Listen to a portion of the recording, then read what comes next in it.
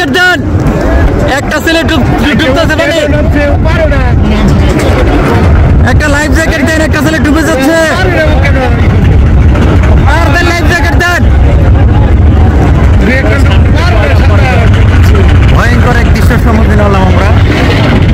একটা ছেলে নৌকা উদ্ধার করতে যায়, নিজেই উদ্ধারের শিকার হয়ে গেছে।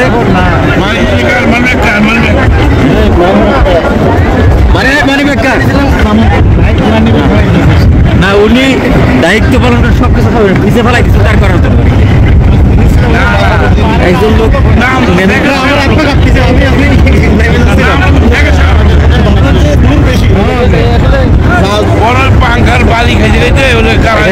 তিনটি নৌকা চরে আটকা পড়েছে। একজন নেমেছিল সাহস করে নৌকাটি উদ্ধার করার জন্য। আমাদের নৌকার ওই ছেলেটি দেখা যাচ্ছে। এই ছেলেটি পানির মধ্যে আটকা পড়ছে। এই লোক বাঁচাইছে, এই লোকটি উদ্ধার করে। এই ছেলেকে এই লোকটি উদ্ধার করলো।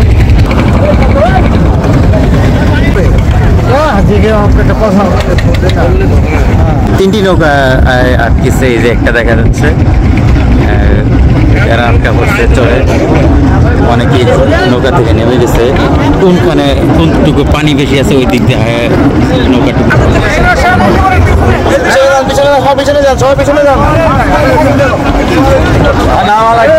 এখানে বুট নিয়ে আটকা পড়ছি।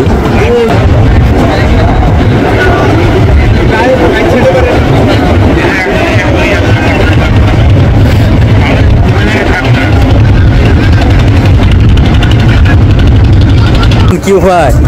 নাইমা ধাক্কা দেবো। নাইমা ধাক্কা দিতে হবে। হ্যাঁ হ্যাঁ, নাইমা ধাক্কা দেবো, দিতে হবে। এই যে তিনটা নৌকা, এই যে একটা শুধু এখানে পাটপাড়তেছে, চতুর্দিকে ভালো মতো আটকা পড়ে গেছে। এই যে আটকা পড়ছে নৌকা, এইটাও আটকা পড়ছে।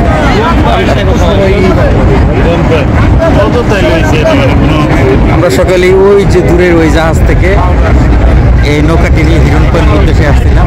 হিরণ পয়েন্টে আমরা আসছি, কিন্তু হিরণ পয়েন্ট থেকে ওই লঞ্চে ওঠার আগে এই বালিতে আমরা আটকা পড়ছি চরে। কতক্ষণ আমাদের এখানে থাকতে হবে বলা যাচ্ছে না। জোয়ার কোন সময় হবে? জোয়ার যদি ঘন্টা দুয়েক পরে আসে তখন পানি বাড়বে, তখন আমরা উদ্ধার হয়ে যেতে পারবো। এই আমাদের নৌকা থেকে দুইজন লোক নামছে।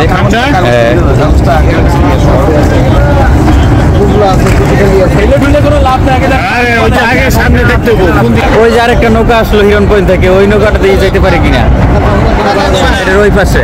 ওইটা কি বাঁচবে না যেতে পারবে? দেখা যাক ওই নৌকার চালক কি নৌকাটা নিয়ে যেতে পারে কিনা। যদি আটকে পড়ে তাহলে সন্ধ্যা 7টা বাজবে আমাদের মতো। এই দেখা যাক নৌকাটা যেতে পারে কিনা।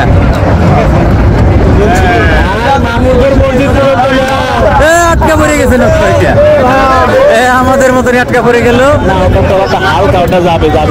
যাবে যাবে চলে যেতে পারবে। ওই নৌকায় মনে লোক কম, এই জন্য ওই নৌকাটা চলে উদ্ধার হয়ে গেল।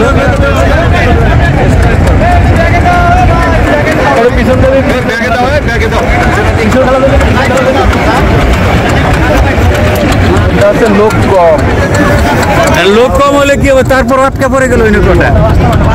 দুর্ভাগ্য, ওটা বাইরে যেতে পারবে না।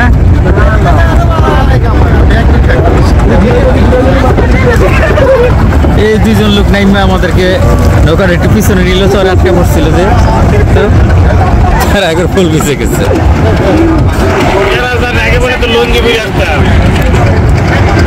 তো ওই নৌকাটা ভাবছিলাম উদ্ধার হয়ে গেছে, কিন্তু দেখা যাচ্ছে ওইটাও আটকা পড়ে গেছে।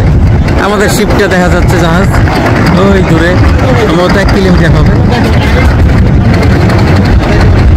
ওই শিপ থেকে নৌকা নিয়ে আমরা হিরণ পয়েন্টে আসছিলাম, কিন্তু এখন এই চরে আটকা পড়ে গেছি। এখন গড়িয়াটা 3টা বাজে আমাদের এখানে, বাটা চলতেছে। জোয়ার হবে 7টার সময়। যদি আমরা উদ্ধার হতে না পারি 7টা পর্যন্ত আমাদের এখানে অপেক্ষা করতে হবে।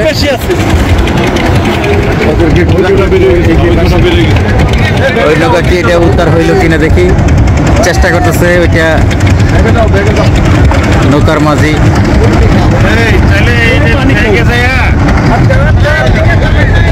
আমরা আসছিলাম এখানে হিরণ পয়েন্টে বাঘ দেখার জন্য।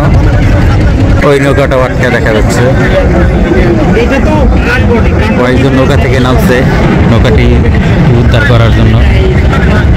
যদি উদ্ধার না করতে পারে সাতরা পর্যন্ত বাঘ জোয়ার মুক্ত করতে হবে।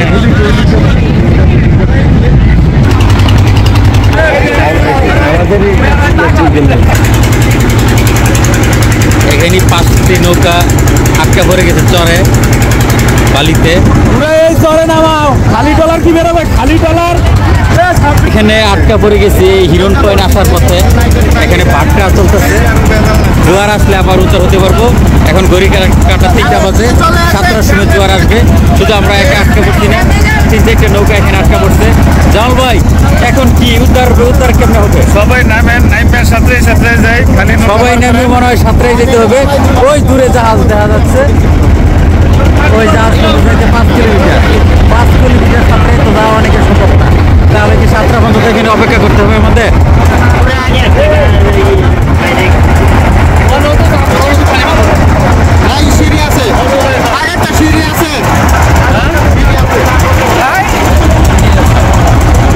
আমরা দেখতে পাচ্ছি এখানে সাংবাদিক সোহেল ভাই আছে, অনুসন্ধান প্রতিদিনের ময়মনসিংহ জেলার রিপোর্টার জুয়েল ভাই। এখন কি হবে, উদ্ধার কেমনে? আমরা উত্তর হবো সন্ধ্যার পরে, আবার জোয়ার আসবে, তখন আবার আমরা বেরিয়ে যাবো। এখন আমরা চরে যাচ্ছি, চরে আনন্দ করবো, ফুটবল খেলবো, কিন্তু খেলাধুলা করবো। কিন্তু এখানে চরে যেতে গেলে তো নামতে হবে পানিতে, পানিতে নামতে হবে। একজন দেখলাম পানিতে নামতে যাই অসুস্থ হয়েছে, সে উদ্ধার নৌকা উদ্ধার করতে গিয়ে সেই উদ্ধারের শিকার হয়ে গেছে, তাকে উদ্ধার করতে হয়েছে। হ্যাঁ, সমস্যা নাই, আমরা সবাই সেন্টু নিয়ে আছি, নামবো আবার। সাংবাদিক জুয়েল ভাইয়ের মনোবল খুব শক্তিশালী আমরা দেখা যাচ্ছে। উনি চরে ফুটবল খেলতে যাচ্ছে, 3 ঘন্টা সময় কাটাতে যাচ্ছে। এবং 7টার সময় যখন বাটা শুরু হবে, 7টার সময় যখন জোয়ার আসবে, জোয়ার আসলে আমাদের বুটটি উদ্ধার হবে। আর আমরা শুধু একা আটকা পড়ছি না, আরো 3-4টা বোট এখানে আটকা পড়ছে। এখন আমরা আবার চরের দিকে দেখি যে যাওয়া যায় কিনা, এই চরে নামবো। আপনি আটকা পড়ছেন ওইটা বলেন। এখানে আমাদের নৌকার পর্যটক যে গাইড আছে, গাইড সিদ্ধান্ত নিয়েছে সকলকেই এই পানিতে নামার জন্য। আমরা এই জোয়ারের একটা উচ্চ অংশ আছে এই দ্বীপের বালি, এই বালিতে আমরা সবাই নামবো। আমরা ওই জাহাজে ওই কর্নারে যাওয়ার চেষ্টা করবো, ওইখানে সমস্ত পানি বেশি আছে, খালি নৌকাটা যাইতে পারবে। এখন সকলেই পানিতে নামবে।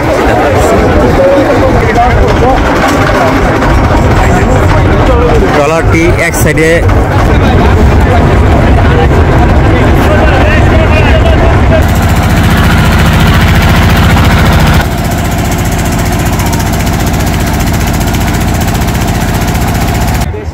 এই ভুট্টারতে কয়েকজন বাচ্চা, একজন মহিলা, বাচ্চারা কান্নাকাটি করতেছে। তাই এই বাচ্চাদেরকে উদ্ধার করার জন্য আমাদের এই বুটে তুলতেছে। এই 2জন মহিলা এবং 2টা বাচ্চা অনেক কান্নাকাটি করতেছে। এখানে সিদ্ধান্ত হয়েছে বাচ্চা এবং বাচ্চা 2জনের মা, 2জন বাচ্চা এই বুট থেকে, যে এই বুটে আটকা পড়ছে, তাদেরকে উদ্ধার করে নিয়ে আসা হচ্ছে। আর যখন জোয়ার আসবে, জোয়ার আসলে এখন বাজছে 3:30টার দিকে, 3টা, জোয়ার হবে 7টার সময়। 7টার সময় এই নৌকার সকল যাত্রীরা উদ্ধার হবে, নৌকাটি উদ্ধার হবে। আপাতত বাচ্চার মা 2জনকে উদ্ধার করা হচ্ছে এই নৌকা থেকে। এই যে 2জন বাচ্চা উদ্ধার করা হলো। নৌকা আমরা দেখতে পাচ্ছি এই জাহাজে উদ্ধার করে নিয়ে আসতেছে। আমরা দেখি এদের বক্তব্য নিব। আর বাকি নৌকাগুলো ওই যে দূরে দেখা যাচ্ছে, এখানে আটকা পড়ে আছে। এখানে দেখা যাচ্ছে জোয়ারে আটকা পড়েছে। সন্ধ্যা 7টার সময় জোয়ারের পানি আসলে তাই ওই নৌকাগুলো উদ্ধার হবে। ওই নৌকা থেকে যাত্রীদেরকে নামাই অন্য একটি নৌকা দিয়ে যাত্রীদেরকে নিয়ে আসছে, পর্যটকদেরকে উদ্ধার করে নিয়ে আসতেছে।